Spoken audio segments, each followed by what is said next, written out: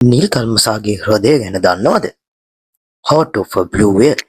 ලෝකේ ජීවත් වන විශාලතම සත්වයා වන නිල් කල්මසාගේ ශරීරාංගයන්ද අතිශය විස්මිතයි. විශේෂයෙන්ම මේ හෘදය සාමාන්‍ය සතුන්ට හෝ මිනිසුන්ට වඩා බෙහෙවින් වෙනස් විශ්වාස කිරීමට තරම් දැවැන්ත ලක්ෂණ වලින් යුක්තයි.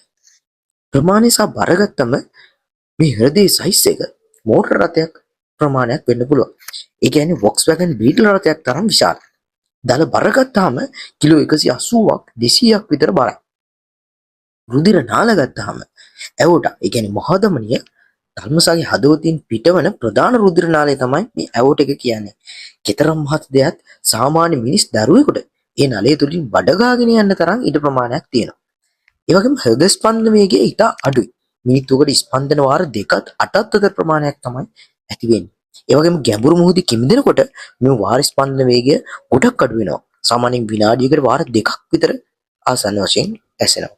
ස්පන්දනයේ ශබ්දය කිලෝමීටර් 3ක් සැතපුම් 2කට ආසන්න දුරක් පමණ ඈතට වුවද ජලය යටින් ඇසෙනවා.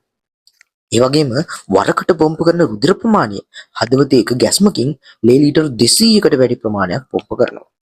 ඒ වගේම 2014 වර්ෂයේදී කැනඩාවේ වෙරළට පාවී ඇවිල්ලා මේ මියගේ නිල් තල්මසගේ හදවත විද්‍යාඥයන් විසින් විශේෂ ක්‍රමවේදයක් යොදා සංරක්ෂණය කරලා තියෙනවා. එය දැනට කැනඩාවේ රාජකීය ඔන්ටාරියෝ කෞතුකාගාරයේ ප්‍රදර්ශනය කළා.